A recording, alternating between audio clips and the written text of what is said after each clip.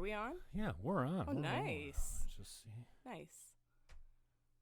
And I don't know if this will go on your wall or not, but I tagged you in it, so. Okay. Perfect. Welcome. Thank you. Thank for, you. making the time. Thank you for having me. It's been a long time coming. Yeah. And it was cool the kind of the first time we met. I mean, it was a little wild. Definitely. I think most people, when they meet me, though, that seems to be the general consensus, is that there was a wild time involved. Something occurred where, I was semi out of control. I call you intuitive, aware. Yes. Well, only because you said, I don't know what you said. Empathic. Like, you're a smarty pants or something. Oh, listen to you. What? Like, well, you try to throw those big words in there, right? But no, empathic is what I said. And I've been that way since I was a young girl. Mm-hmm. Yeah. So. And then, wow, you got some great reaction on the fake book, which we're live on I now. did, yes, very much so. And I like your friends better than I posted. Mine, I don't know. They had such a great contribution. Your post was something like, I'm going on Jim Fannon Show in the next couple of weeks. Right. We're going to talk about NPD and narcissists. Right. It's a hard word to say, isn't it? Narcissists. Yeah. Narcissists. Yeah.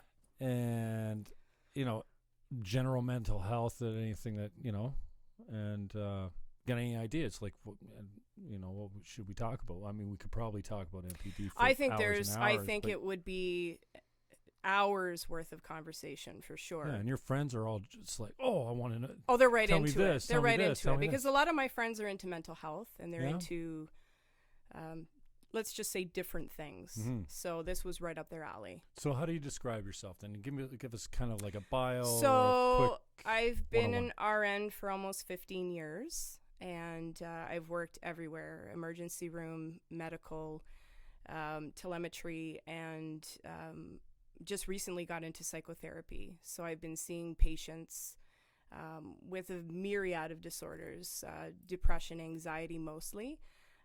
But one thing I've noticed is that Niagara region is really, the rates of mental health issues, it's really soaring, right? Do you find that? I mean, really, we see a lot of things on the news, the local news, mm-hmm. about, suicides and depression and... Yeah, they used to say that about cancer. I think it was a wives' tale. I've never looked at the numbers, and I don't know. I would think that they're pretty average across the board. But what would make St. Catharines special needs as far as mental health goes? Well, I don't know that it's special needs. Or even Niagara. I'd say it's just, I think you could tend to agree that we're seeing a lot more, especially with young people, presenting with these sorts of issues. Depression, mostly, right? And I don't know I don't really know what would be the cause of it. I think phones. Well, I think that's part of it. But I think depression is really, there's a myriad of reasons why it presents itself, right? And I think, personally, of course, I just want to put this out there, that all of my contributions today are on a personal, like an opinionated. From an opinionated. Right. You're not giving medical advice. Right. I don't want to whip out the research and stuff. It's just, I want to make this more of a personal based video, if you will. Yeah. And I think we're seeing it, especially for young women. And that's why I think social media and addiction and depression seem to go along with each other. I feel, you can tell me if I'm wrong, and the addiction to the phone is another level. And so they're addicted to social media. They're constantly looking for that dopamine push. Yes. And then the comparisons, especially for young women, they're they're up to their eyes in it. And it's becoming commonplace with younger girls. Mm-hmm. Like, I've heard girls as young as 9 and 10, and I can speak from this personally, being a recovering anorexic. I'm going to delve into a little personal history here. Wow, okay. For many years, I dealt with eating disorders. And I'm hearing girls as young as 9, saying that they need to go on diets, skimping out on food, this kind of a thing. And I think you're absolutely right. I think the comparisons on social media are so commonplace. And it's truly affecting girls that are, really young. Yeah, I'm not sure how it's different from the photoshopping of the Vogue magazine. to, you know, Becky down the street, you know, how that comparison it seems to be more biting. It seems to have a greater effect when it's your friends that you're comparing yourself to, and then you're going to school with. And yes. And we all know, right? I hate to use the word fake book, but we all know that nobody's showing the bad part of their life, right? It's mostly the highlighted reels. And so people are seeing all the good stuff of their friends' feeds, and they're not necessarily seeing all of the undertow of pain or negativity that they might be experiencing, right? Yeah, I don't use it for that, or I don't find that that's my tendency. My social media is basically an anger outlet. Like, I am an angry, like, if you go to my Twitter feed, I have. There's no good news there. I'm pissed off, and I'm pissed off by people and situations and news and politics, and you know, I try to caution people, anybody that sat down with me for 5 minutes. Well, see, I knew you before, so I was well equipped before all that. No, but it's I say to people, even sometimes on Twitter, it's a lost cause, but I'm not my Twitter profile. Right. Like, I'm not that angry. I actually really love people. Right. But this is my avenue. It's my you know vehicle what, Jim? I mean, people are going to judge you no matter what. It wouldn't matter if you were, you know, Pope John Paul on your feed. I mean, really, people are going to judge you regardless of who and what you portray, right? So, I mean, I know personally, I take anybody's insults or personal judgments of me with a grain of salt, because at the end of the day, if it's somebody you don't know, then that's easier to do than if it's somebody connected in your community. That's like, I don't have too many haters, but I was just looking. August 4th, I must have been a bad boy on Twitter, because you know how your inbox for the people that you're following, or it goes to one place, but then it says requests or whatever on the other side. Yes, yeah. Just before you got, I clicked on request for whatever. Dude's like, I'll pay you $20 if I can punch you in the balls. What? And the other guy said, you're an old piece of, I don't know, you're something about old, like you're an old man or something like this. I'm like, I wonder what I was doing on August 4th. Actually, that's my mother's birthday. Oh, dear. He's coming after me. Of all days. $20. I might even still respond. Well, you know, to him you now. could make a good market for that, hey, right? How long? Ball punching for $20. How long is it going to take you to get here? When can you be here? Yeah. Is it going to be cash or check? I'm on my front porch. Yeah, is it going to be cash or check? Yeah. But that's what I use it for. But I'm more, I guess, concerned with the younger generation coming up. You know, I don't think it's like it's evil. The fact that you have all this information at your hand, it is powerful, and you can certainly use it entrepreneurially if you've got the motivation. Yes. But it's interesting. But to people see are addicted, young boys right? and young girls are having different problems in different times in different areas with different symptoms, and how it manifests is different too. And young boys are in trouble too right now. I mean, as far as everybody. And you know, this culture where everyone gets a participation trophy, and you're perfect, just the how gold you are. The gold star, and that's really how narcissistic traits are born, aren't they? You're not perfect, just how you right? are. You're actually this is how deficient in so many areas, and you should be striving to be better all the time. Right. You can have whatever you want. You can be anybody you want. Well, no. You can be anyone you want if you put the time and you learn and you work and you bust your ass. You can be anyone you want. Like, they're truly, you know. So this idea that, you know, you're perfect just the way you are, and you can do anything you want. Well, no. You know, there's another part to the equation. You have to put the time in. You do, and I think that's sorely lacking in modern society. Right? People just think that they can do A and get B without any effort involved.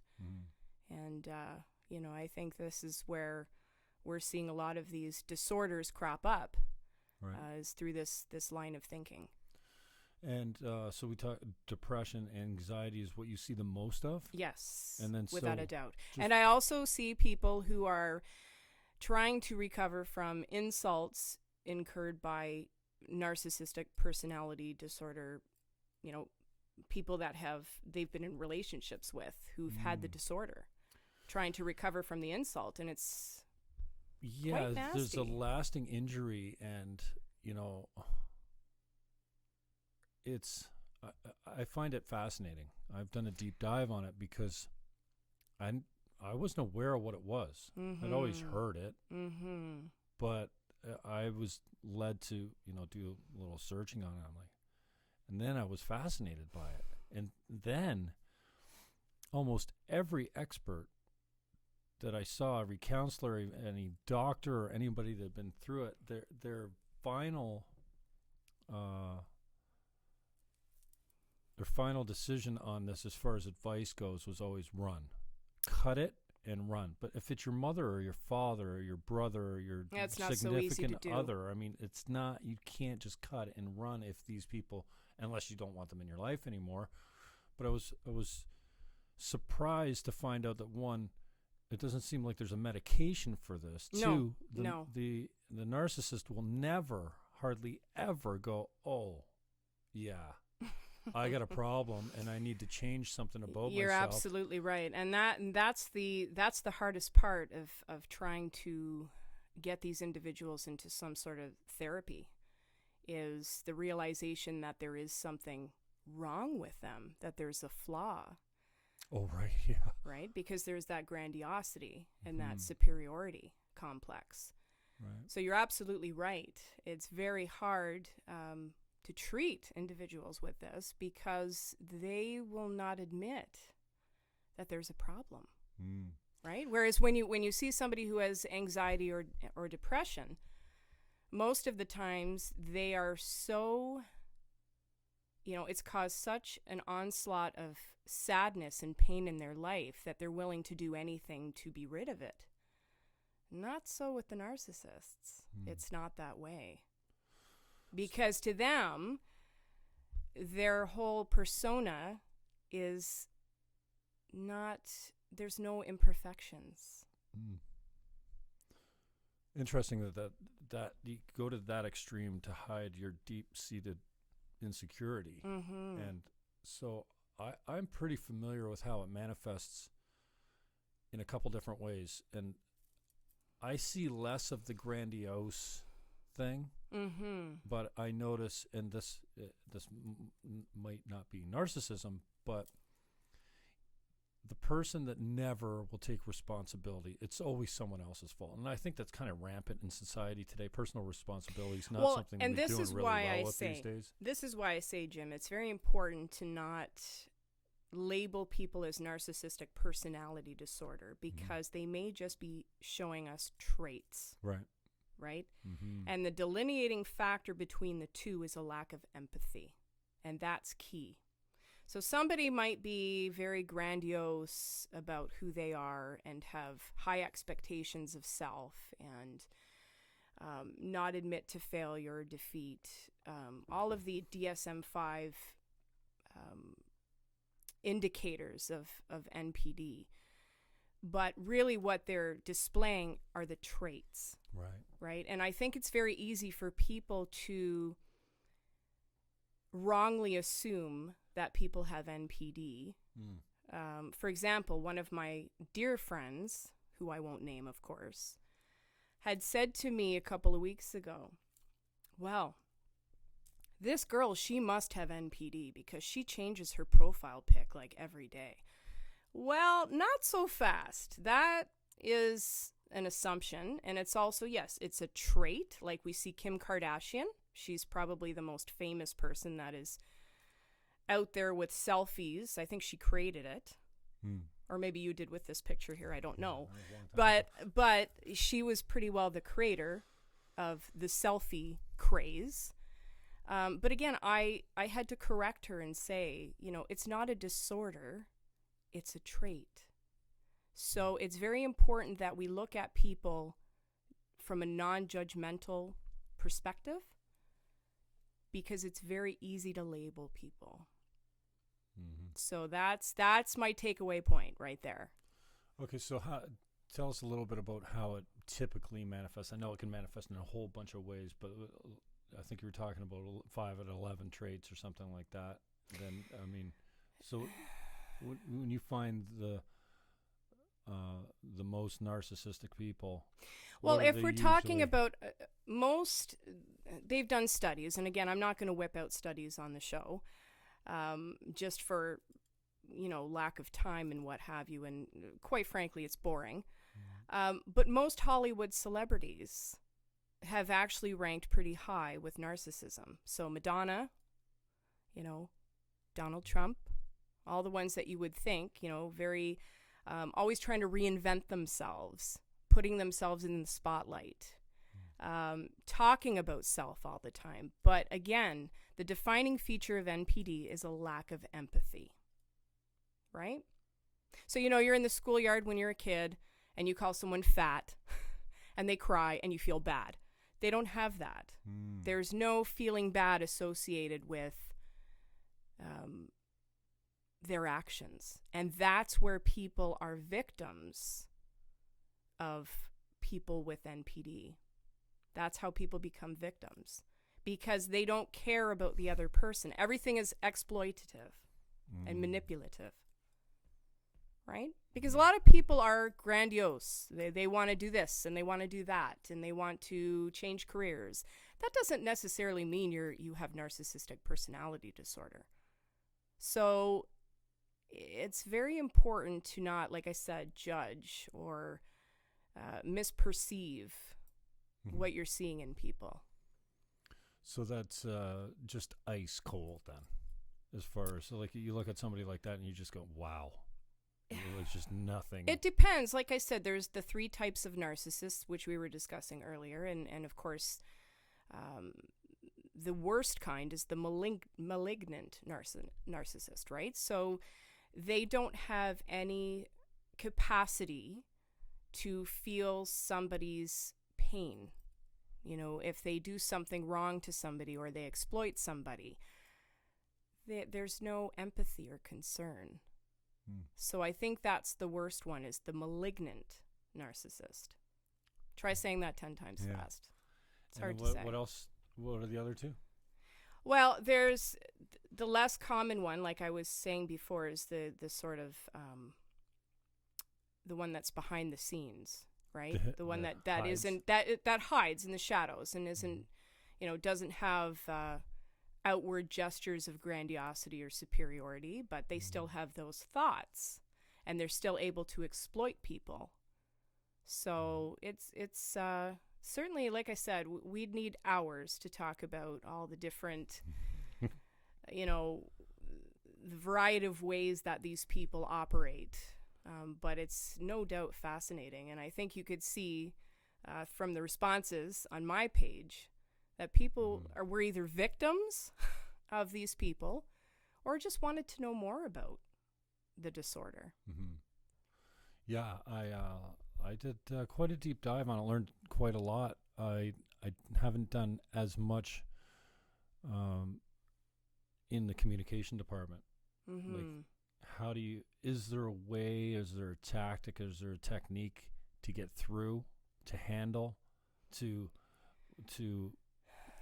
manipulate back, because you feel like you're really your strings are really being it's such pulled. An individualistic approach, and it's that way with all mental health disorders. One size doesn't fit all. So you could go to therapy, you could sit down with somebody that is saying that you are showing or displaying signs of NPD, and have somebody who's an objective participant look and say, well, you are sort of showing these signs and symptoms of this disorder. But again, it's whether or not the person is willing to say that they have it. And that, if you read all of the research and, journal articles on this disorder, that's half the battle, is getting these people to admit that there is some type of flaw, or that people are, that's another common sign of this, is that they always think people are envious of them. They always think people are envious of them, or they're envious of other people. And it's not a normal envy. It's an over-the-top envy, right? So everything that they do if they're perceived in a negative way, it's, oh, she's jealous of me. Oh, he's jealous of me. So they can never look at self as being the culprit. And again, there's no pill you can take for this disorder. There's no pill you can take. It's not like depression where we give you Paxil or Zoloft or, Cymbalta. It's not like that. It really has to come from within. You really have to look within yourself and be able to say, there's a problem here. And the way that I'm treating people, you have to look at the failed relationships that you've had in your life and how many of them you've had and why they've gone south, right? What was the reason behind it? And if it's always been something you've been doing, well, that's a pretty good indicator. I see you sort of skulk back when I say that. It's just it's next to impossible to get one to even look inward long enough to go, oh, could be me. And I think it's kind of like it goes right along with the bell curve that we're on right now, as far as like this is just more prominent all the way around. Mental health is an issue all the way around, right? And so it stands to reason that you're going to see more of these in your life. And how they they manifest for me is, one, you can't get one to take responsibility. They'll never apologize for anything they've ever done. And the gaslighting is unbelievable, where you think you're nuts. Yeah, they'll make you feel that way. Yeah, like, they'll make you feel that way. And then it seems like that if you're discussing a topic and you're like, okay, so we're talking about this, then everything that you've ever done seems to come back up into the conversation. Well, women have very long memories, don't we? Right? So that's a whole other topic that we could delve into. That way, my father is like, you know what? We can, boom, you explode, and then okay, we're done. All right, good. Women, we're a lot now? Right. We're a lot different. There is no one and done. Oh, yeah. We have long memories. Woman thing. Yeah. But and then you'd never hear an apology. No. Like I said to a buddy of mine the other day, I'm like, dude. So do you have people in your life that you suspect, of course, without naming names, that may be somewhere on the spectrum? Oh, yeah, for sure. Okay. But I think it's interesting how you say, okay, NPD is a very specific mental illness, and here's the qualifications. And just because you display traits, like I display traits of narcissism, I'm sure some people think I'm way off the scale on narcissism if you just go by my social media or stuff like that. And why is that? I think we have a little bit OCD. I don't like when people joke about, oh, I'm OCD. No, you're not. No, but we all do, like. Well, and again, this is another show topic: is what is normalcy? I mean, how do we define what normal is? There is no defining feature for normalcy. So, I think we're all on a spectrum somewhere with something. I've never met somebody and said, wow, what a normal human being. That just doesn't exist. That doesn't exist. Healthy mental individual. Yeah, I mean, that just does not exist.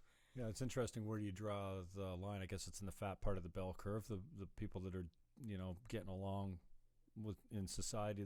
And then once you get out into the tail end of the distribution, where the minority of people are who have very serious problems.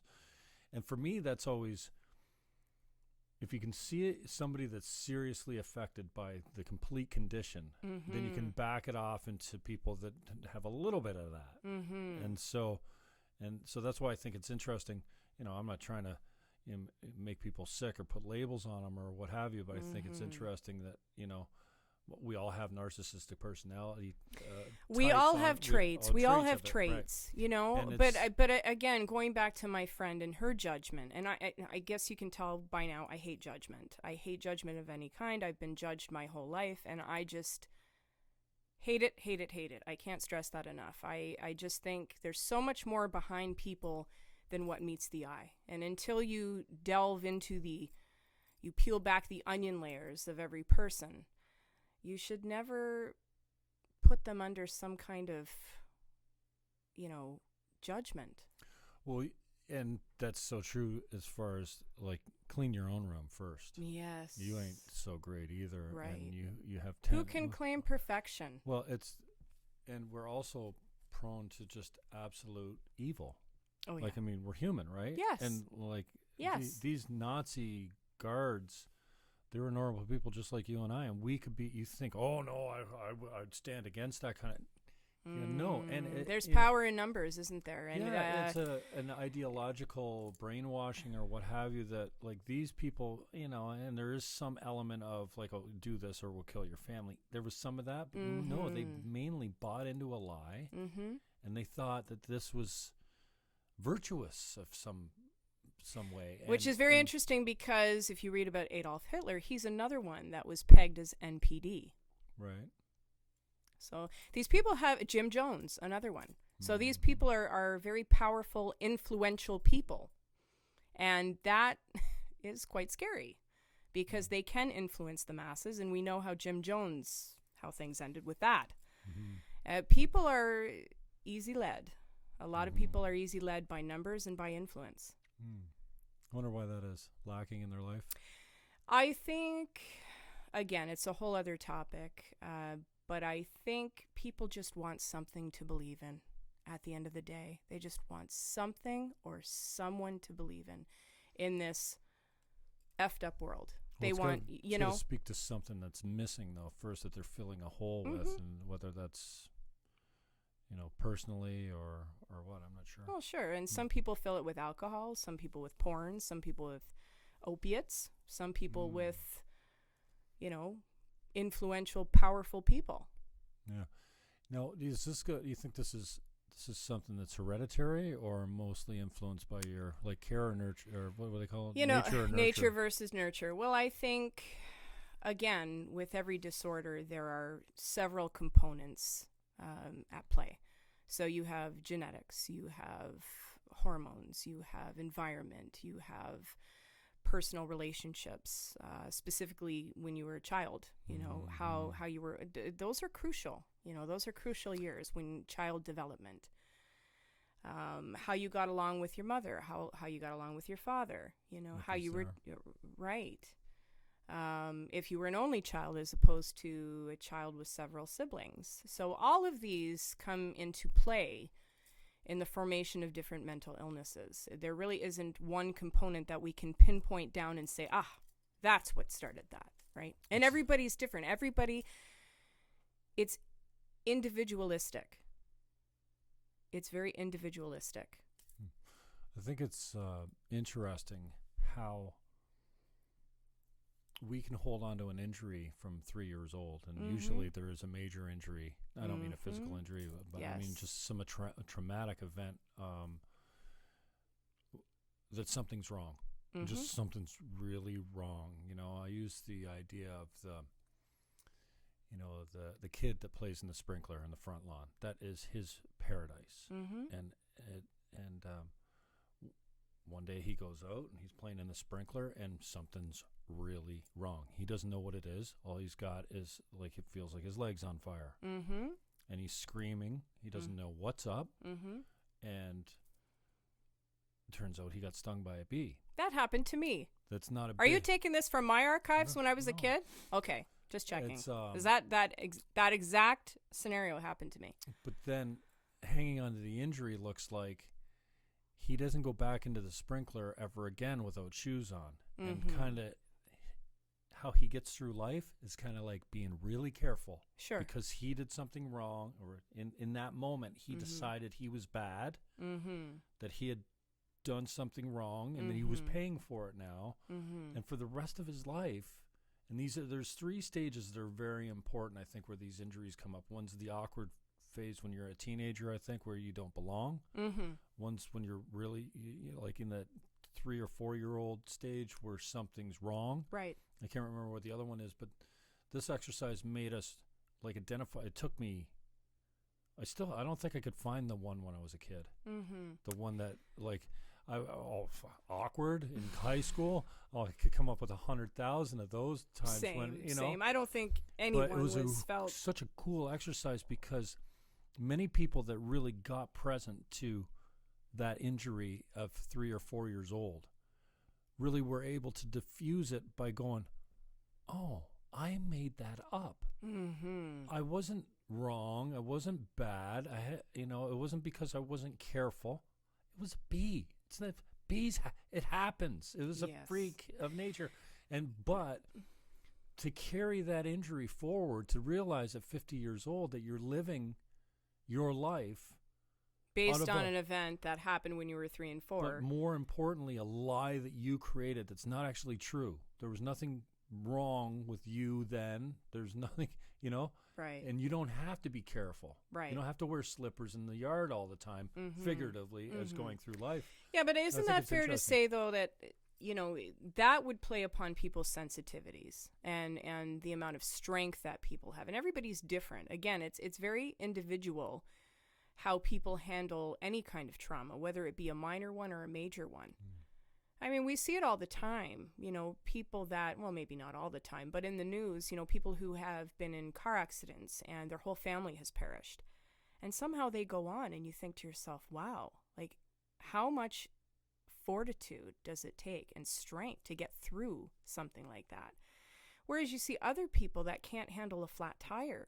So again, I think it's very individually based, how people react to any kind of trauma.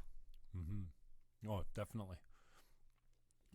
Getting back to did we get into strategies at all? Do you have any of these conversations, or I know it's like I said, I deal mostly, Jim, with people who are the victims. Yeah, so would you recommend a tit for tat, freeze them out, go silent? This is the narc. Definitely not tit for tat. And the reason is the classic go silent on they can be dangerous. So you don't want to do the tit for tat. You don't want to do that. And I would never in practice. Yeah, I would never recommend that in practice ever, because that can only end badly. But definitely a first step is just sitting down and talking with somebody with the person that you're in a relationship with, because normally it's the person you're in a relationship with who has identified these characteristics, or it's friends, or it's a family member. And when you have somebody who's objective sitting across from you who can look and say, okay, yeah, this, you're showing signs just even in talking. Showing signs, I love that. Right? Like the grandiosity, me, I. Everybody's envious of them, right? They can do no wrong. So there's red flags that can come up in simple conversation that can be picked up during therapy. But it's getting that person in the therapy seat. And that, if we can come up with a better strategy to do that, like I said, I've never directly dealt with somebody with NPD. I've done tons of research on it. But I've dealt with the people who have been impacted by it. Do you think it's hard for some people to see themselves as a victim? Absolutely. Because I was I'm not that guy. But I remember I went a checklist one time. I'm like, yeah. Dude, seriously? I have What, you were looking through the NPD? No, of I think it was signs that you're being abused in a relationship. Doesn't matter who it is. It could be your mother, father, brother, sister, whoever. And I'm like, oh, But again, remember we were talking about this. The hypochondriasis that can happen when you read lists or you Google. Don't do any of those things because you're apt to find yourself somewhere on that list. I remember, a girlfriend of mine, she went through for, I don't know, psych or something like that. And she self-diagnosed in the course and then jumped on, she was on 20 milligrams a day or something like that, a big dose. Wow. Of what? Oh, I can't remember what Prozac? Prozac, but she didn't get out of bed a lot, man. She was... And then she drank on it as well. Oh, that's bad. That's really, really bad. I mean, I lost track of her, but that was a girlfriend of yours? Yeah, way back. Oh dear. And I had no idea, and she kept it from me. So when I found out she was medicated, and I think a mutual friend of ours was like, "Don't tell Jimmy about the pills." Yeah. Because he's he hates pharmaceuticals, right? And that brings us to another topic. She just kept it. And then I was like, oh, this changes everything. And no wonder. Yes. If I had known, at least you could, piece some of it off. Well, and I think a lot of people, these you know, a 6'4" big buff guy is going to be a little bit apprehensive to say to anybody that he's been had by somebody with NPD, right? Like it's embarrassing. Yeah, there you go. To a certain degree that you've been had. You've Perfectly. been had. That's exactly what you said, yeah. You had sold. And I think it's interesting, especially like in a romantic sense, if you're in a relationship with, like, the beginning is like the showering and the yes. like, and then yes, like, love bombing. Yeah. That's another situation entirely, and it goes with narcissistic personality disorder. That's part of the hook, I guess, right? Yes, we all want to be told how amazing we are, and we all want to have that one person who loves us. And there's nothing wrong with that inherently. There isn't anything wrong with that. And I don't want somebody who's listening who maybe has a new relationship and has a person on the phone right now saying to them, I love you so much, to think, oh my God, this person has NPD. No, I'm not suggesting that. It's when it is beyond reason, right? Like this person is sending you diatribes of love that are, you know, arm's length texts, and they can't live without you, and showing up with the gifts all the time. All the time. Yeah, that is a red flag in and of itself. And so is narcissistic rage. That's another terminology that's regularly used in this disorder. And again, this goes back to getting somebody to sit in the therapy chair. Well, they will explode in anger if they are told that there is something wrong with them, that they are doing something wrong, that they are exhibiting some of these traits. They will go into full-on rage. And that's why I say tit for tat probably is not a good idea with some of these people. Again, very dependent on who you're dealing with. Well, yeah, and you know the man and you wants to say, you know, no, I'm gonna fight. And you're not gonna get the best of me, and I'll beat you at this game, and you won't. You just. What do you mean? With somebody who's suggesting you go to therapy? Is that? No, it's an narc. Oh yes. Oh yeah, and just give it right back to him. Oh yeah, you want? Oh, I can act like a narcissist. I can play your game because you're showing me exactly how to do it. Right. And but when they go into these rages, it was also suggested, and again, nothing that I say here I want viewers to take and write down and compare notes with. This is just for fun banter, okay? But it was also suggested that Ted Bundy had narcissistic personality disorder, and we all know how that ended. Yeah, so these people are unpredictable, particularly when they're in a state of rage.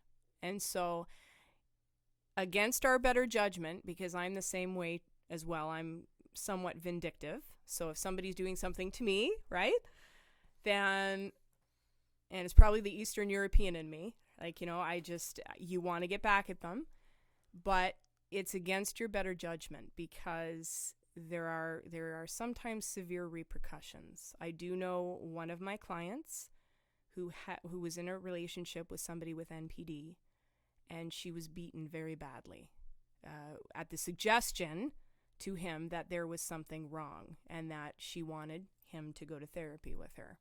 So there are sometimes severe consequences to trying to give retribution. How about I saw somebody on your wall was asked about recovery, I think, and you're like, oh yes, lots and lots of therapy and ways of dealing with people so that you are more intuitive as to what the signs are of people with this disorder, so that you can avoid going back into a relationship with somebody like this. I think but lots of therapy to rebuild self-esteem. Self-esteem is crucial because these people will tear down your self-esteem. They never want you to think that you are above them. So they will tear down your self-esteem. So it's important to build yourself back up and also to be alerted to the signs and symptoms of what narcissists will do to manipulate and exploit people. Because when it's like Oprah said, right? When you know better, you do better. I had to throw an Oprahism in there. I had to. Sorry about that, everyone. Sorry, you don't like Oprah? No. Okay, well we won't go there. What's next? Okay, we throw a Serena Williams quote at me. That's so great to see her quit yesterday. Really? Quitter. Canadian wins.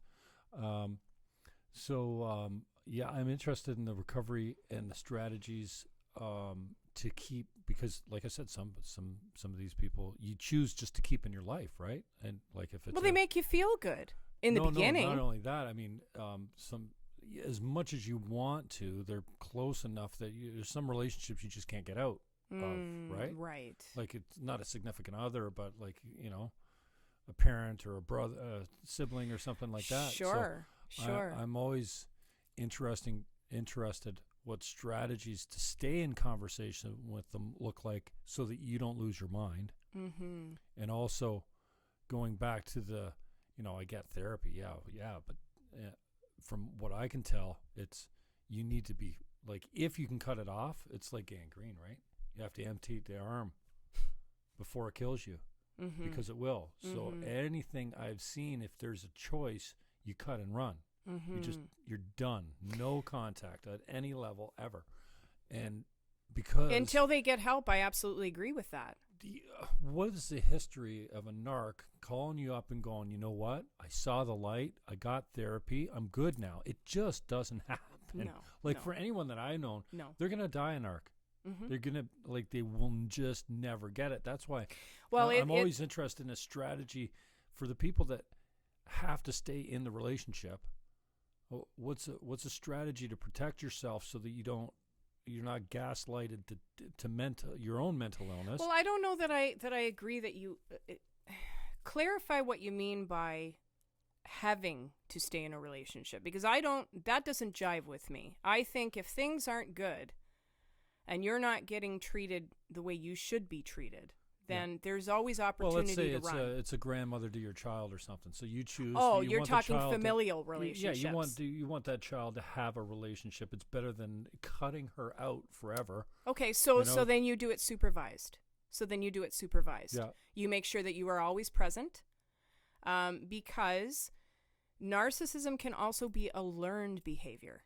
So you have to be very careful that this young child is not around somebody who is a malignant narcissist, because they will learn some of the techniques. Oh no, I'm not even talking about the child, because I think the children are resilient to that kind of stuff. Like, what do they care? Like, I mean, I feel like they're more resilient than I would be.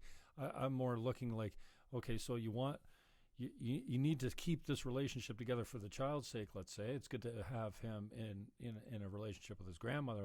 And I'm inventing this, obviously. Right.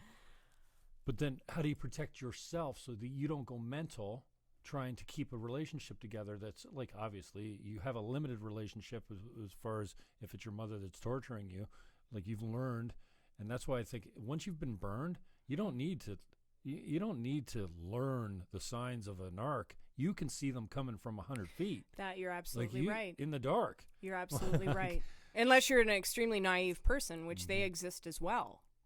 So there are people that I've seen that have been in several relationships, if you can believe it, with somebody who's got NPD. Sometimes the signs aren't very open. They're not covert. They're not out in the open. So it's very easy to hide their true identity through a facade. And I think we were talking about that on the Facebook feed as well, was the facade that a lot of these people, some of these people are high-ranking businessmen. You know, they're not just serial killers or people that we deem bad people. And it can be a great personality trait for functionality, because you're going to be an overachiever. You're going to be driven like no one else. Yes. So, I can see why it's not all bad. It becomes bad, just like any disorder, when it impacts your life negatively. And that's another take-home point, is it has to impact your life negatively for it to become a disorder. or someone else's life, like we were just discussing. Like, have you been on the receiving end of a person who has been, what you, looking back, has been NPD?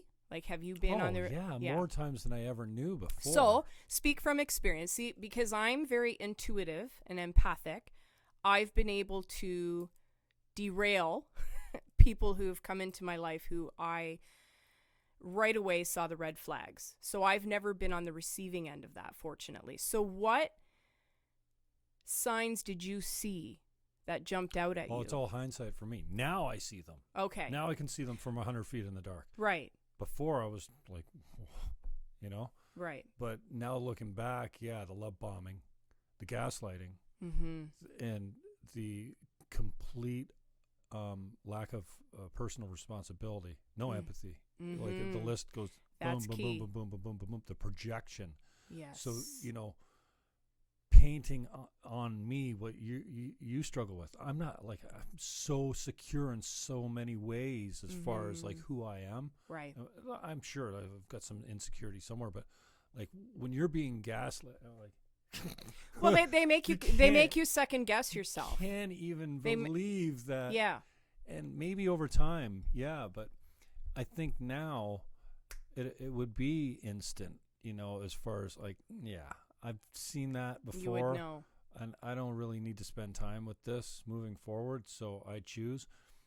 But, sometimes, you can't do that. So that's why I'm interested in not only the recovery, but the strategies to stay. Because sometimes, you're choosing that relationship, albeit at a limited functionality, probably, because you're like, well, that's what I was just going to say. I'm not going to leave myself make it open. Make it limited. Put your limitations on that relationship. So as soon as you start seeing, even in conversation, that things are starting to you're starting to see the hallmark symptoms arise, even in conversation, you cut it off. You just say, okay, well, we've had enough of a visit today. See you later. Until perhaps they get the point that what they're doing is not approved of, and they will have limited amounts of time with a loved one as a result. So there is consequences to their actions. Do you see what I mean? Yep. It's not giving, it's not being vindictive. It's showing them that the way that they're behaving is not copacetic with you, and therefore they're going to have limited relationships as a result. Even if it's with a grandchild, even if it's with their son, even if it's with their mother, whoever it might be. Because that's how true change comes about, is through consequence. So if we can instill consequence, then hopefully change will occur. That's another dead giveaway. The one that doesn't have relationships with any of the important people in their lives. You're like, oh, so... Not many friends. You fight with everyone? Yes. Even your closest family members or your... Right, and and this disorder is interesting too, for many reasons, but not the least of which is because it is linked with so many other ones. Antisocial personality disorder, that's a whole other can of worms. But again, the link between the two of those is a lack of empathy, which with your antisocial personality in kids, you can start seeing borderline signs. Too? Borderline personality disorder? Is that lacking empathy as well? It can be. It depends. Again, you're not going to have a textbook version of a disorder in any given person. It doesn't work like that. It doesn't work like that in medicine either, right? You're going to have a list of symptoms, and you're using deductive reasoning to see which one this person may or may not have. And you're doing that through looking at the different clinical pathways and seeing, okay, this fits with this person, but this person doesn't have that. And you're sort of, like I said, using reasoning behind why you're coming up with a diagnosis. So borderline personality disorder, you can sometimes have people who who don't show empathy, right? But there's a whole host of other things that people with that disorder will have as well. So it's not just, one size doesn't fit all with every person. Every person is different. But to be diagnosed, you have to have a certain amount on that list of 9 with NPD to be diagnosed. So again, that goes back to our conversation that we were having about how most people have traits, but they don't have the disorder. Right. And it's very, very interesting that we make the distinction there, because it's not fair to label people, right? It's not fair to label people. And that's very, very, very important key as well, is not... Our society wants to put people into pretty little boxes and say that because they're exhibiting this sign and this sign and this sign, that's what you have. And that's not necessarily so. At least it hasn't been for me in my practice. So I'm just speaking from experience, right? Yeah. I'm surprised you haven't come across any full-blown people with, and, well, I guess... Well, the chances should be that you get just as many victims as you get. Well, I guess you wouldn't, actually. You get way more victims. Yeah. Unfortunately, they go through quite a few, right? They're not... it doesn't matter how many failed relationships they have, they'll go on to the next one. Yeah, they're shapeshifters, right? Yes. So they just get a new supply and then they glom on. Yes, the narcissistic supply. That's another term that's wear it out as soon as you... readily used. And it's just like they go from job to job, too, because once they figure you out, then you're... Yes. Yeah. Most people are like, okay. Well, when they can't use you anymore, then they move on to the next victim because you're used goods now, right? so they have to find fresh meat, a new victim, right? And it's a scary disorder. But again, like I was saying to you earlier, it's rare. It's actually a rare disorder. It's not very prevalent. We throw these words out, NPD, all the time. You hear it all the time now in the mass media. Oh, yeah. But it actually is a rare disorder. Now, again, lots of people have all the traits or some of the traits, but that doesn't necessarily mean you have the disorder. It's when it becomes a problem in your life or in the life of another person, in addition to all of those symptoms, that we're looking at a disorder. And then cross it with the psychopath, and you got... and then you've got a made-for-TV movie, yeah, or a documentary. I'm like documentary queen. I didn't see the Bundy tapes or. I did. I did. Like right when it came out. That, him referred to as the narcissist before. He was very charming. All reports. I don't know what this says about me, but I've read autobiographies about him. You know what I mean? I've read all kinds of books about, his confessions and things of the like. And he was so charming. You would have never guessed that he had all of these thought processes. Which is even more scary, that people like him are among us, and a lot of us are we're none the wiser. Just like that Colonel Russell, too. Like, who would have ever thought that he was capable of the things that he did? But again, there's that thought that they're above the law, that they'll never get caught. So it's very interesting stuff. How's it break down with sex? Men, women? More men. Sorry, guys. More men. Sorry, Jim. It's yeah. Driven maybe by testosterone. I don't know. Again, and that goes back to the whole genetics, because biology. When you see genetic makeup, hormonal. These guys at the top of the hierarchy, like the top of the CEOs and whatever, you think they're normal? These guys are working 70, 80, 90 hours a week. They are. just to have a bigger bonus than the next guy, like the competition level and the. You ever watch American Psycho? Did you watch that movie? No. With Christian Bale? Oh, I think I did. Oh yeah. Now there's a prime example. Oh, it was a long I mean time ago. that's probably one of my favorite movies. Again, I don't know what that says about me, He was but sick, eh? he was. I don't remember it that well, but I do remember him being a freaking monster. Oh yeah. Oh yeah. Again, no empathy. So if you looked at that, Christian Bale, it's one of his first ones, I think, wasn't it? Yeah. It was again, that was one of my favorite movies. Because you could pick up on so many different traits with him. I found myself analyzing him more than watching the movie, right? I found myself just sort of mesmerized by how sociopathic he was. Yeah, he was outrageous off the hook. Yeah.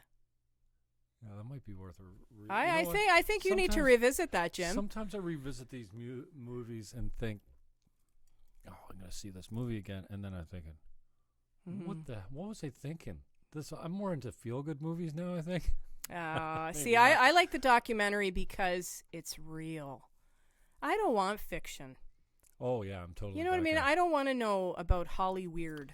I want to know. I can hardly find a movie that's even holds my interest anymore. Like documentaries? Are you kidding? Oh, no, the documentaries I was for gonna sure. say. But fiction is just like, I can't remember the last great movie I saw. It was probably when I was a kid. Like a great movie. I know. I don't know. Same. Some war movies maybe are great. Same. But, like, there's nothing like The Lost Boys, for example, right? Or Stand By Me, or Pretty in Pink, or like the list goes on and on and on. Classic. Stand By Me was an amazing movie. Yeah. And poor River Phoenix. I loved River Phoenix. I really loved him. Yeah, that was a good flick, man. Yeah. Oh, yeah. Was it ever? Yeah. So what are we going to talk about now? So we've covered NPD. Mm-hmm. We've covered somewhat of the course of treatment because, like I said, there really isn't a magic pill that you can take to eradicate yourself from this disorder. You just have to see the consequences of your behavior if you're ever able to see the consequences of your behavior, or if you want to see the consequences of your behavior. That's key too. Do you want to see the consequences? Because some people turn a blind eye, conveniently. So it's very dependent on, and these people have tunnel vision when it comes to themselves. They just see perfection. So how do you tarnish that? How do you, without bringing out the rage component? There always seems to be something wrong. Mm-hmm. With them, or just in general? Just like, it doesn't matter. Like, it doesn't matter. The day could be perfect. Mm-hmm. But there's a meltdown in there somewhere. Right. It's all. You see that more with borderline personality disorder. You see more of the meltdowns. Oh, I know that one. Did you see the movie Fatal Attraction? Again, one of my favorites. Mm-hmm. And again, I don't know what that says about me. The bunny boiler? Yeah. Yeah. She was classic borderline personality disorder. Oh. Couldn't be left alone. Needed constant attention. Glenn Close did an amazing job. So did Michael Douglas. One of my favorite movies. Yeah, for sure. For sure. You like the movies with all the sickos in it, eh? Why don't they make for the best I think it's because I've always been enthralled by mental health. Like, I've always, since I was a young person, I've always analyzed people. I don't know if the conclusions I came to were correct or not, but I always found myself analyzing people. So it was a natural tendency to watch a movie and say, oh, I think he's got that, or I think he's doing this, or she's doing that. So. Yeah. I'm also interested in how it breaks down with the big five personality type too, because if you say more men have it, then they have a proclivity for a certain personality type too. They're, so I wonder if you're looking at the big five, if there's a personality type that's more susceptible to it. Big five. Yeah, because the openness, you talk about Hollywood, open, agreeable, that whole, men don't suffer that. They're, on the other end of the spectrum. And then, I find it interesting as far as, like, I didn't really know, like politically, let's say. Mm-hmm. Oh, are we going political? No, I'm just saying, like, you're born conservative. Yes. And you're born liberal. Mm-hmm. Like, these are... You think you're born that way? Some of it's the environment, but mostly, your personality type is really important. And men and women have certain proclivities, obviously not stereotyping straight across I think the it's board, the way you're raised, too. I mean, Yeah, if you're raised by staunch liberals, chances... Really? No, are you... born into it. Yeah? And, you look at it, like, women are more agreeable as a general sense. Mm-hmm. And so as a result, I guess it depends on the woman. No, but agreeable's not in the sense of, like, agreeing to get along, but yes, it's like when you use it as a personality aspect or whatever they call it, it's so how it manifests is men are more disagreeable. That's why they're in jail mostly, right? And that's also why they make more money sometimes, because they will negotiate hard for their check, where the agreeable one's like, well, yeah, I don't want to make waves, right? Right. So I wonder if NPD kind of is more skewed towards one person than another. You would think like neuroticism obviously is going to have a high propensity for that disorder, and you would think that anxiety too, because behind this grandiose exterior is usually a person who suffers from a very frail self-esteem. Okay, so this is almost a compensatory mechanism. Absolutely. The NPD. Right? And I think, again, this goes back to basic biology. Testosterone produces different traits than estrogen. I prefer one to the other. Right? There was an interesting study about estrogen and how, women are notorious for doing a balancing act. Like, we're able to do 3 different things at the same time. And there was a study based upon estrogen and how that interplays with being able to multitask, basically. So I found that pretty interesting, because most men that I know, and again, this isn't... I'm a multi-monotasker. So I go start 5, 6, 7, 8 projects, and then I go from one to the other, and we just go. Right, but do you do them at the same time? No, I'm a multi-monotasker. Okay, monotasker. I can only do one thing at a time. Fair enough.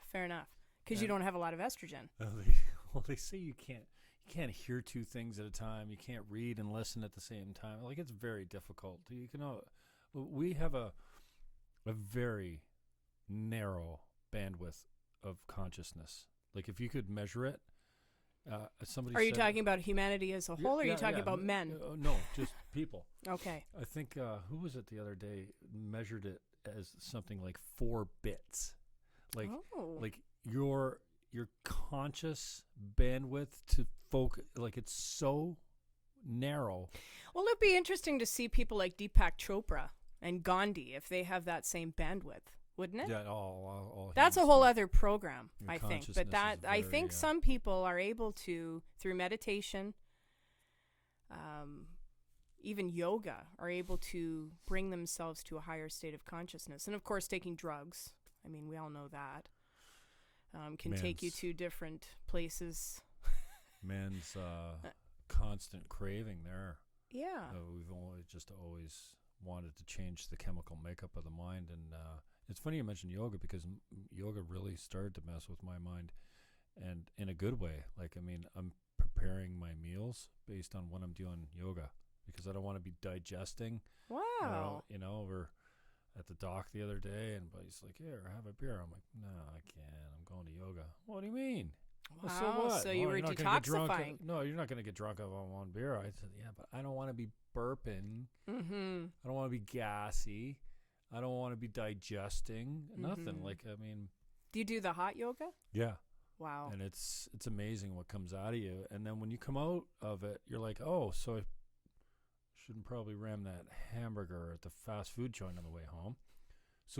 So it's a lifestyle. Yeah, but it creeps on your mind, like, really right away, like, quickly. You're already like, okay, well, If you ever want to watch, and I'm sorry, I don't mean to cut you off mid-sentence, but while the thought's in my head, I have to tell you, I have a lot of vegan friends. And if you ever get a chance, this is sort of on the same wavelength as what we're talking about, because it's a lifestyle. If you ever get a chance to watch a documentary, watch Forks Over Knives. Oh, I watched it the other day, yeah? And I'm not vegan, and I'm strongly considering it because they make good points in that. I'm telling you. It's very persuasive. Yeah? Very persuasive. Which is why I haven't read the book Eating Animals. I'm not going to Forks Over Knives, spoons. I'm good with all straws. Good. Yeah. I don't care how I get my meat, where it comes from, or my dairy, my blood and pus. I don't care how much antibiotics are in there. It tastes good. I'm top of the food chain. It does, but the ramifications on your health, and I'm telling you, as a person who has medical background, you know how many things I do that are bad but for it's me? not. And you you know what? You know what, Jim? I remember being around a campfire, and my friends will totally know who I'm talking about here. And having your same argument. Well, we're all going to die one day. We should do what we want, when we want, how we want it. And now after watching these documentaries and talking to, and I'm telling you, the universe is conspiring against me with this because I find people in every avenue, no matter where I'm at. If I'm at a coffee shop, I meet a vegan. If I'm at the grocery store, I meet a vegan. Everywhere I turn, I meet a vegan. Because that's the first thing they say. Hi, I'm a vegan. No, but it's interesting because they're drawn to me and I'm drawn to them. And it's almost like it's the universe telling me you have to try this. So maybe I'm going to try it. My friends are probably clapping on the other side of the screen right now, hearing me say that. But it's a very, very persuasive documentary. And I strongly suggest. Not watching it. Okay, all right, fair enough. Easily fair enough. I tried my pitch. Like my steak. You know what? I tried my pitch. If you're not going for it, then I'm not going to keep trying. So that's cool. Well, I appreciate the time. Let's tell everyone how they can get a hold of you on social media. And so I have a Facebook page. You're a Packer fan. Yeah. I forgot to mention you're a Packer fan. I did. I've been kind of promoting you this week. I've done a couple videos on YouTube and whatnot, and I've been calling you out for being a Packer fan. What's the address? Packer. Oh, it's geez. Twitter, Packer Elisabeth. Packer Elisabeth. Yeah, okay. yeah. And you'll see my name in Hebrew there as well because I'm Ukrainian, and there's some Jewish ancestry in there as well. So. I had to put the Hebrew in there. Did you get your 23andMe done? I didn't, but my mom did. And surprisingly, we're mostly Ukrainian, which was very surprising because I was born in England. So my dad is full Brit, has the accent and everything, right? And I was born there in Reading. So I thought naturally, I'm mostly British. Well, it turns out I'm mostly Ukrainian, which is kind of cool, right? Have you done that yet? I haven't, but my father, about maybe close to 10 years ago now, had an older sister that he didn't know about. Okay. Came out of the woodwork and found my father. So they unsealed adoption papers of some sort, and whatever year there was more information on your relatives. Yeah. So after a lot of investigation, they landed with my mother's phone number, asked for Jim. She said, who, my son? No, too young. My husband.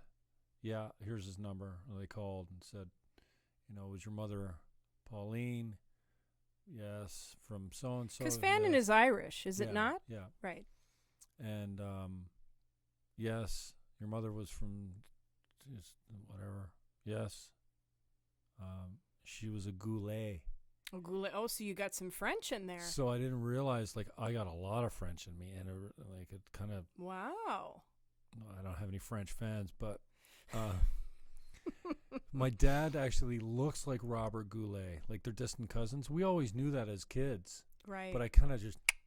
But then when Mary Lou came along, again, my dad. Who's Mary Lou? My dad's older sister that he didn't know he had until he was 70 years old. Oh, jeez. And she just came out and went and so you should see how much they look alike. And weirdest thing, so Graham was, where was she, in the Sioux?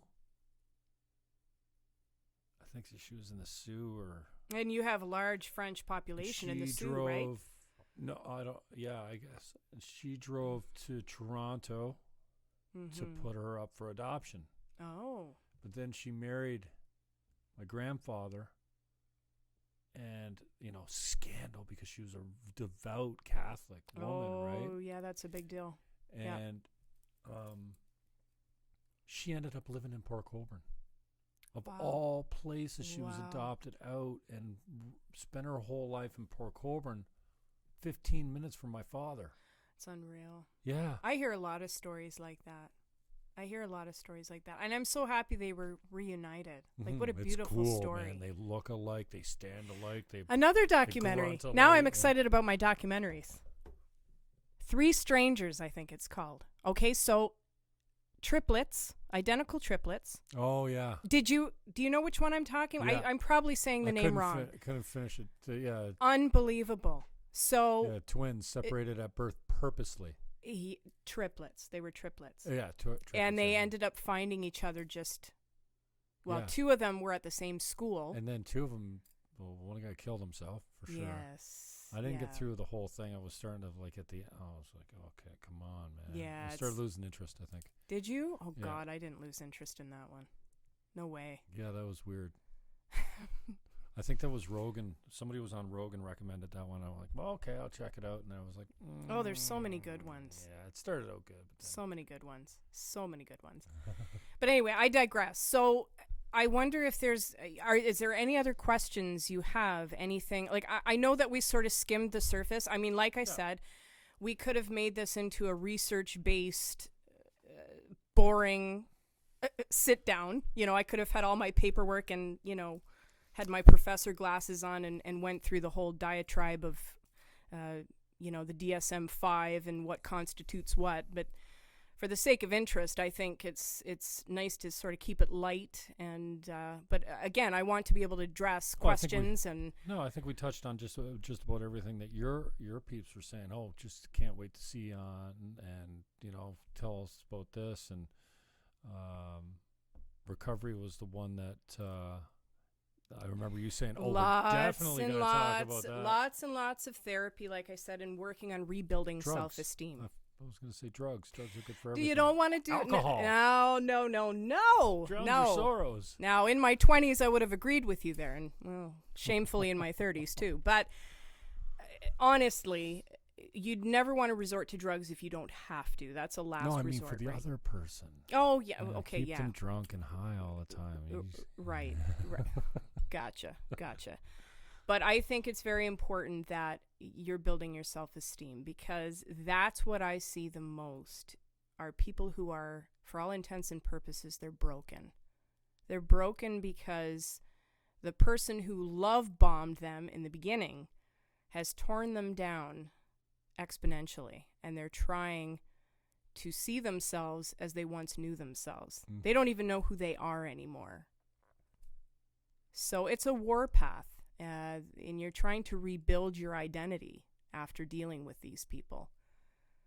So that's the best thing that I can say. And I know it's sort of a laid back response, but therapy. Like, you need to be sitting down with somebody who's objective, not a friend, somebody who is a licensed professional who can listen to you talk about what you've been through, give you strategies to not find yourself in another relationship. Like, you were fortunate that you were able to differentiate very quickly these types of people after having your experiences.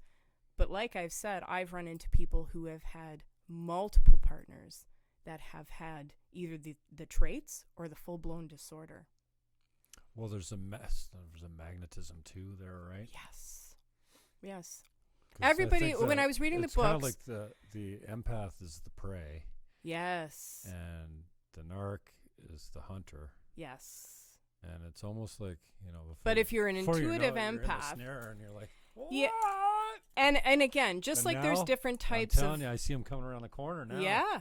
And you're very fortunate to have that I don't think I am. I think anyone that gets burned by a narc will know the signs. They don't have to read a book. They know it. They can hear it in their voice. Most people, but not everybody. If you're an empath, now what saved me again is that I'm an intuitive empath. That was one of your girlfriends says. Intuitive why empath. Why don't I send you every time every dated?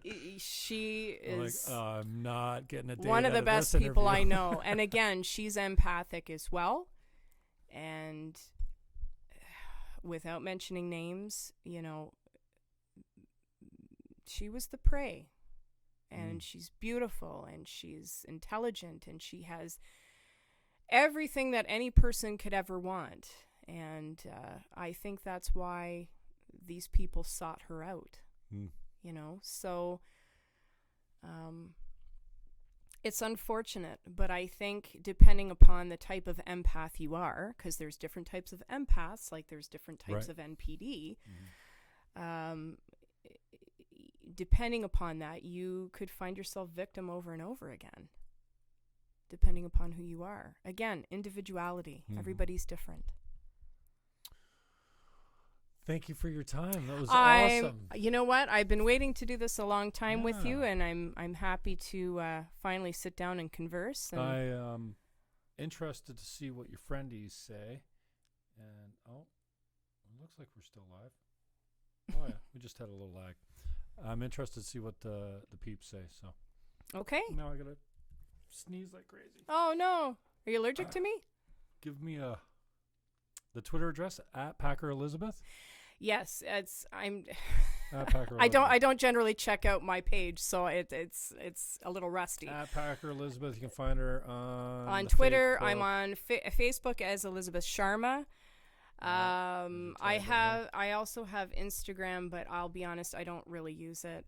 So I'm not Instagram. I try to avoid all facets of social media because I'm doing too much in my life to be able to dedicate so much time to each facet of social media.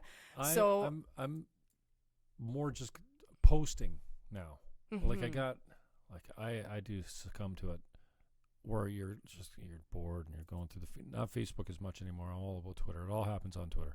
Facebook's everyone so does the wake and scroll, like right? Everybody does the wake and scroll, and then before bed, right? As well. And I honestly, I check my Messenger a lot because I find a lot of people try to get a hold of me through Messenger. So it looks like I'm on there a little more than I should be, but it's because I'm Hootsuite, like the API or whatever they call it. It just goes Twitter, LinkedIn, and Facebook. Yes. Just one post. But you know what I like? I'll read articles, or I'll go to the article on the Twitter feed. Yeah.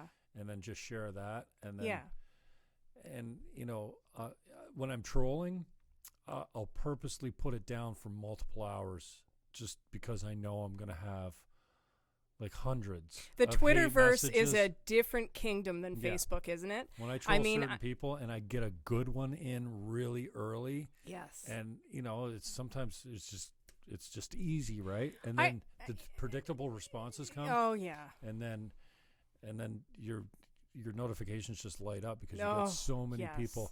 Yes. I haven't been ratioed that badly. I want to get to a point where my tweet is so horrific that what being ratioed is. Like if you're doing if you're trolling properly, you should be ratioed 10 times. Right. So the idea is that the comments that tell you you're a fucking idiot are 10 times the likes. But is that what you're going after? If you're trolling right, you want to be ratioed off the board. Now, it hurts the pride a little bit. Myself, I tend to I shy away from politics, and I shy away from certain subjects because, again, I don't want to judge people. I've had my share of that. And quite frankly, it sucks. And I don't want to be the perpetrator of that. I don't, and especially in practice, because I've sat down with some pretty funky individuals.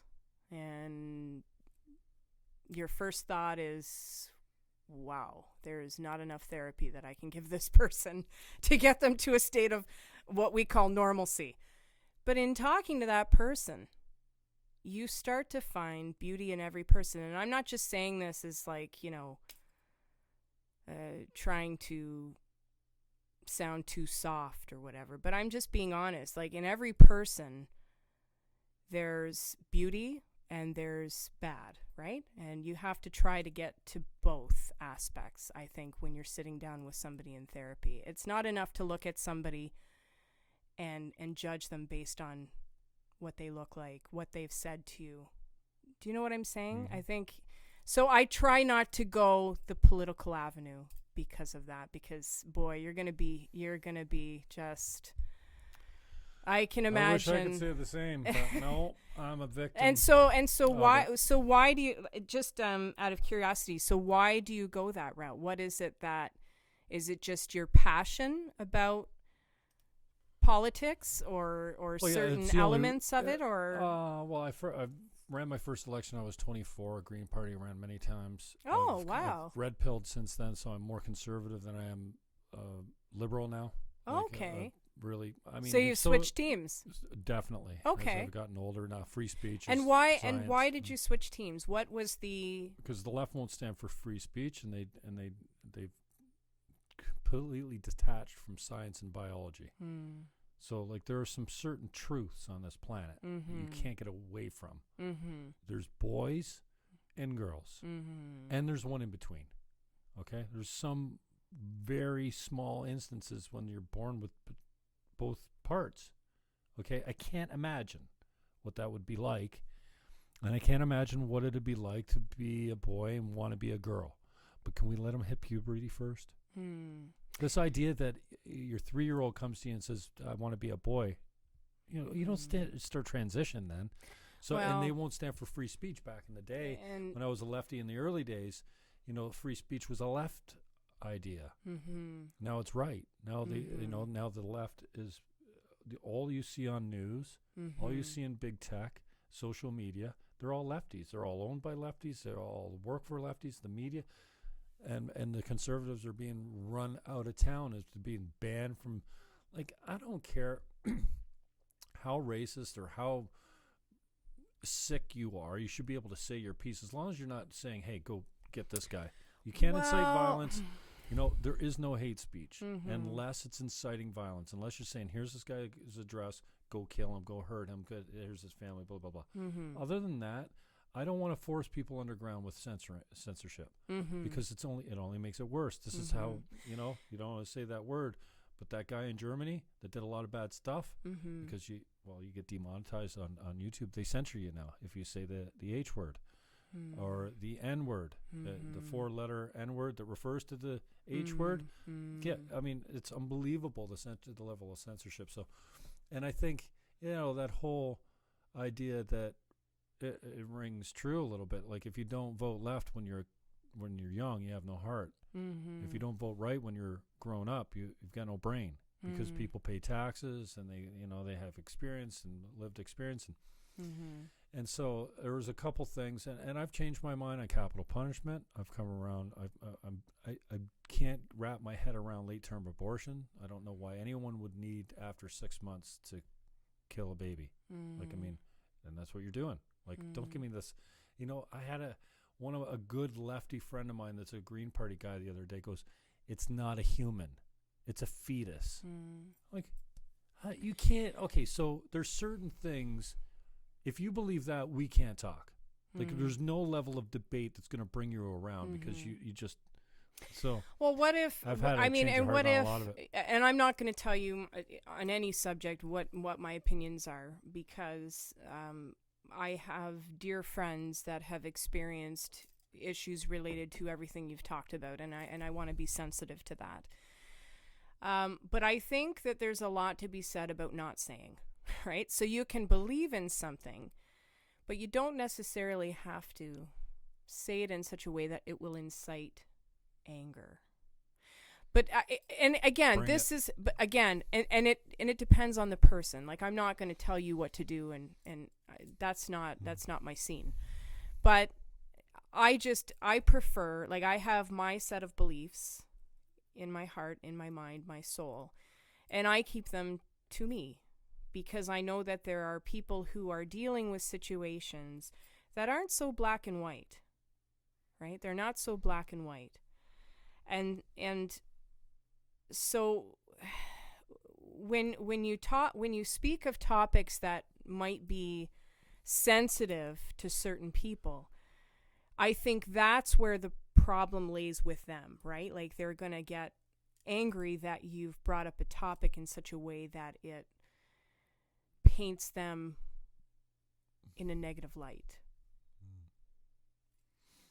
But again, I'm not going to tell you how to live your life. I think we need to learn how to converse therapeutically, or at least. And I agree. I think that I can, and I've sat down with people. My background, I'm Roman Catholic. I go to church on Sunday. I believe in God wholeheartedly. And I have friends who are atheists, and I would never begrudge them that. I don't judge them. Who am I to say anybody's wrong for what they believe in? I love the militant atheists that will fight to the death that there is no God, like they know better than anyone else.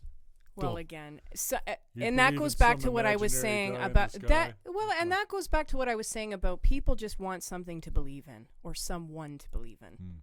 And this is, again, where we have the Jim Jones come into play, and the David Koresh's, and leaders that did things and manipulated people in ways that we look back and we look at. And I watched the Jonestown documentary as well, another fascinating documentary. You can't believe that these people drank this juice. They drank this juice and they died. That's a where whole drinking lot the of them. Kool-Aid comes from. Well, yeah, the crazy Kool-Aid. Yeah, I mean, people want to fill that void, which I believe we all have in some way, shape, or form, with anything that they can. And unfortunately, sometimes that's with people who are very influential and in the wrong ways. So, cool. At Jim Fannon on Twitter, give us a like, give us a sub, share the content if you like it. At Elisabeth Sharma, you see her at the top there in the fake book. And we'll talk to you. Peace. Thanks, everybody. Bye, everyone. Bye.